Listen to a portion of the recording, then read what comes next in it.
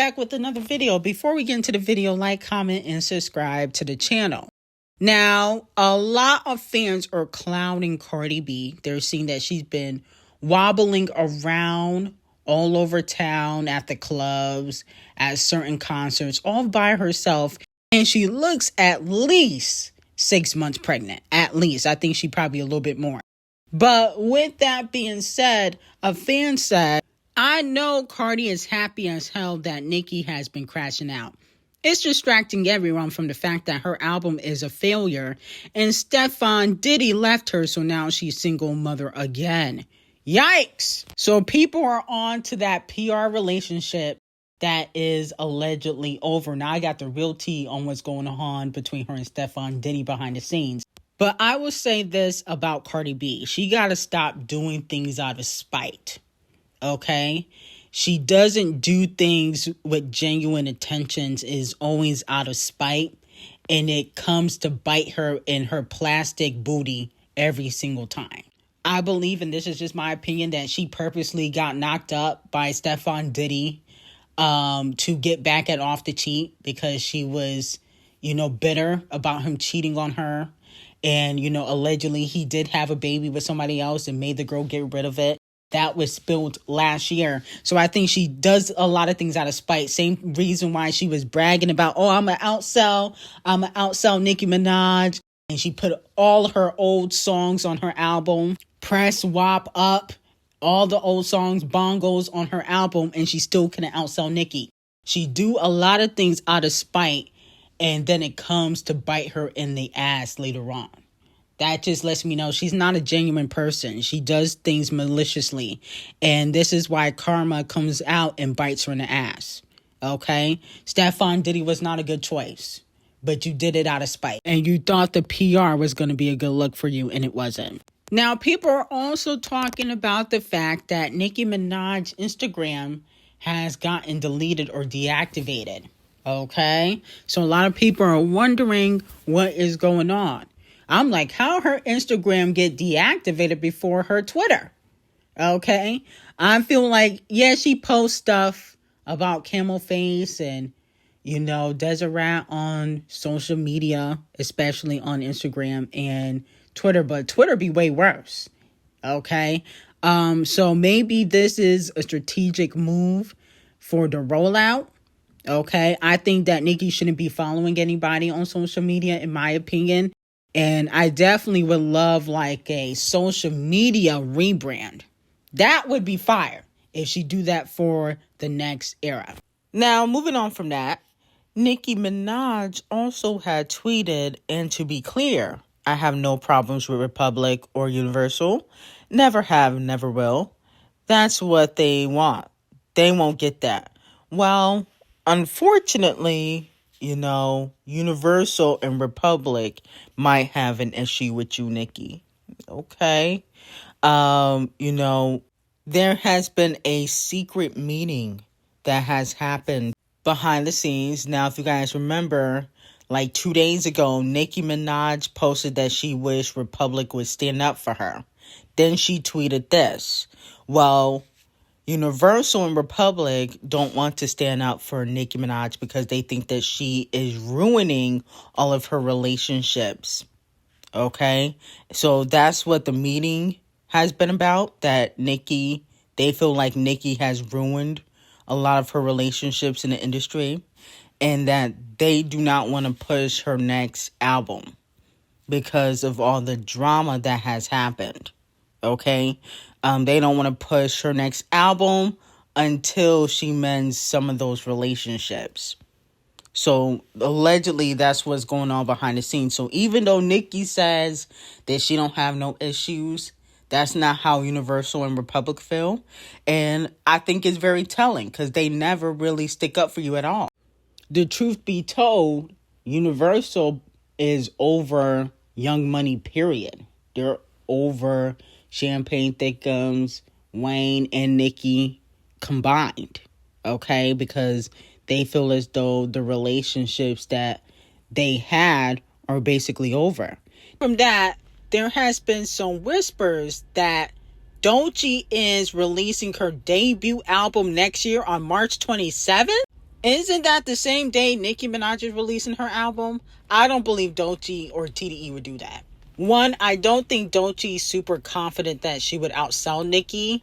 And it's not like she would sell like 20,000, 30,000 less than Nicki like Cardi B. She gonna sell less than 100K first week.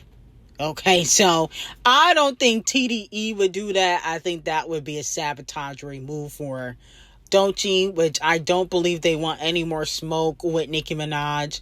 Punch, TDE, and SZA have been mute since Nicki has called them out. So I highly doubt that Güccï would ever do something like that, or TDE, and release the same day as Nicki Minaj. Okay? Now, Cardi B, I can see her trying to do that, or the same week as Nicki.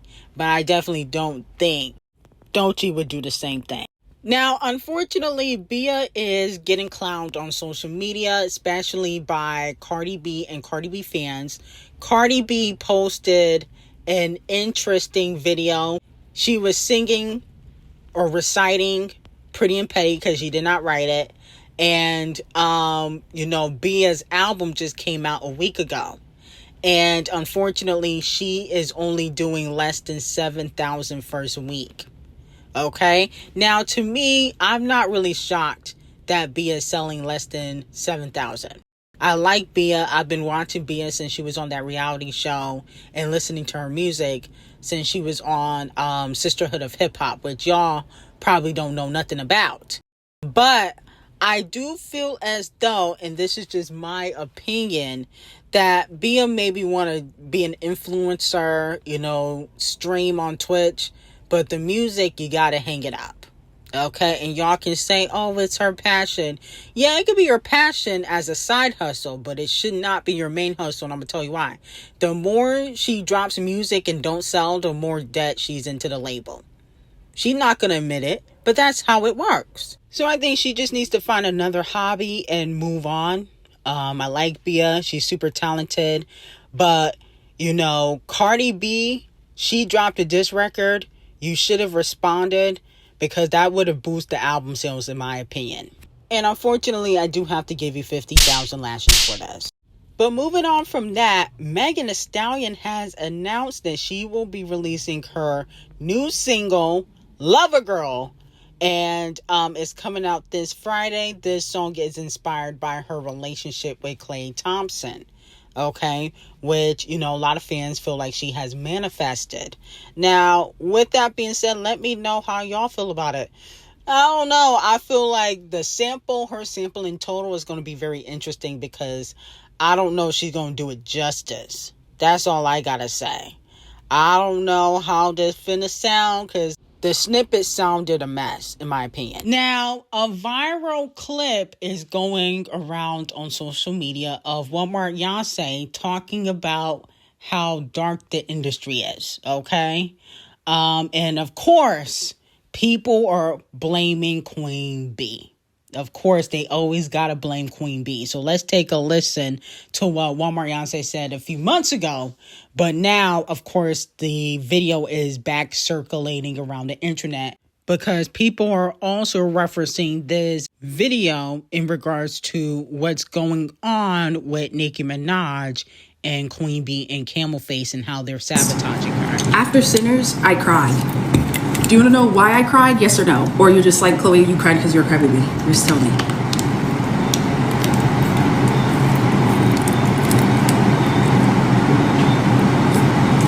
Okay, so I think anyone who,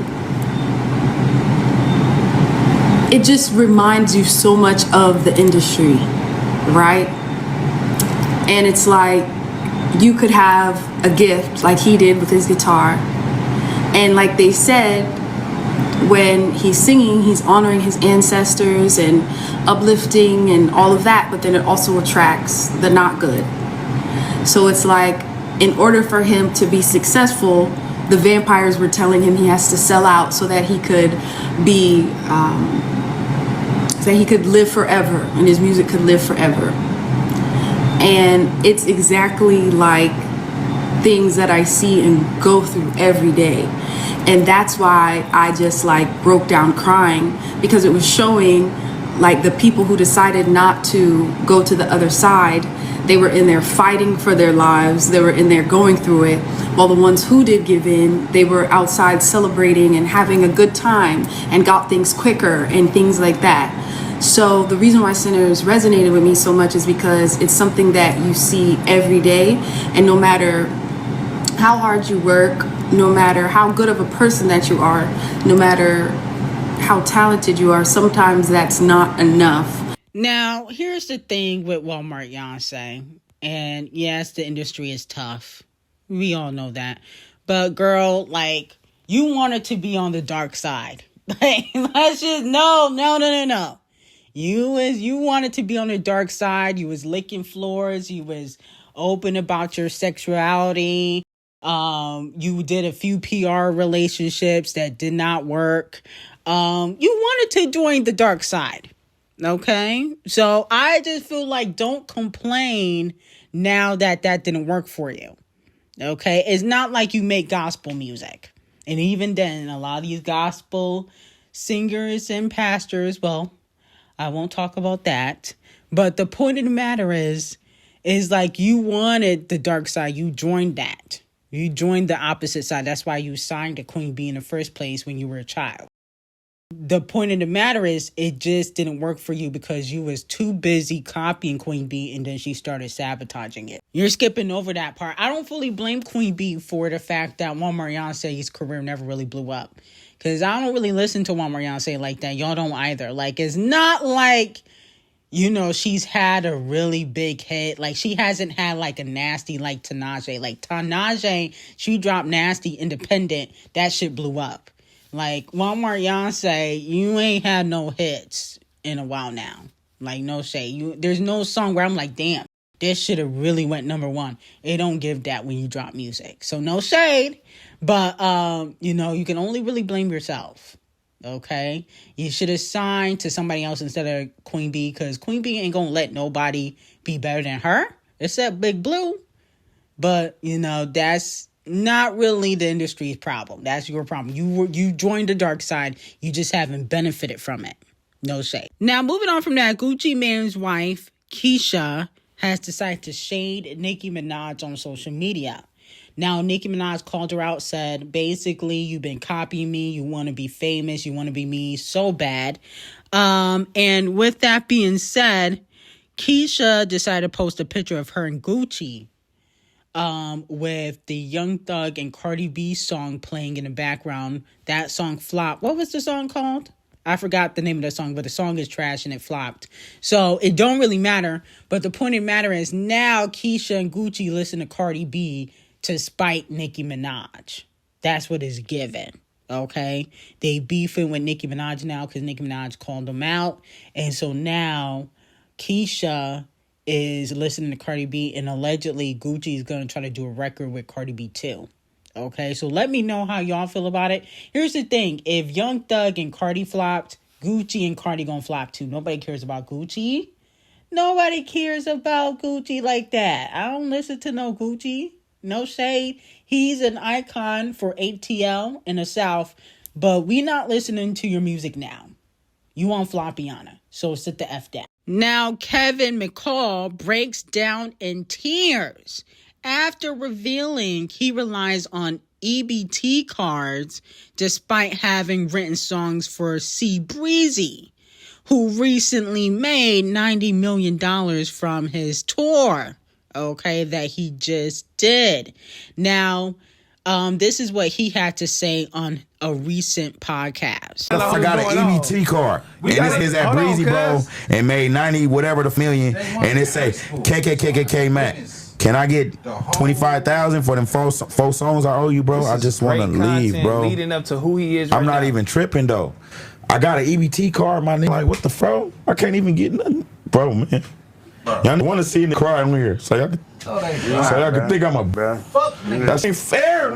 Hey, I'm on EBT, bro. Hey, that's why. Hey, look, bro. Calm down, bro. I'm on EBT, smack. Look. Say my name, bro. That shit is better. I had to go up in there by my face with a mask like COVID, bro. Now, this has been an ongoing issue between McCall, and C Breezy. Now, a few years ago, Chris Breezy had this to say in response to Kevin's allegations that he was not paid, because this is not the first time he's brought it up. But this was a recent interview that he did. But Chris Breezy said this years ago. I just woke up and I thought about something. If this nigga wrote all these songs that he claiming he wrote, why he ain't write no more? Oh wait, this is just one part of my house. This is life before Ckiminaj and life after Ckiminaj. Man, I'm gonna stop playing with this nigga. He's a bitch. Thank you, Ckiminaj. I bought this with your money. I bought this with your money. I bought this with your money. I was thinking about giving you this, but you a bitch. But I bought this with your money too. Now, C Breezy just posted, "You can't walk across a burnt bridge. You know what's funnier than a troll? A broke one." Now, he reminds me of Rainforest Jr. You remind me of just like Jungle, whatever his name is. Safari, Jungle, Rainforest, whatever the fuck. Remember when he said, "Oh, I wrote for Nicki Minaj, can't write no hits for himself." How you can write for one person and then can't write no more hits? Okay, that doesn't make any sense. Writers can write for anybody. Look at Neo, Carrie Hilson, SZA, Pharrell. If you can write for a hit for one person, you can write a hit for many. That's my thing. And I don't feel bad for Kevin McCall because he used to be on Eva Marcial. So I don't feel bad for him at all. Okay, this could be karma. But my whole thing is, if you was a writer like that, you could write hits for other R&B artists, not just C Breezy. Okay, that just doesn't logically make sense. And then you wrote 4 songs and they're only worth $25,000. And Chris Brown is a platinum selling artist. Doesn't make sense to me. It sounds like you just want $25,000. Now, of course, Bottom Young Thug decides to chime in like usual and said, "Kevin McCall, hit me my N-word. I'll give you the $25K you need.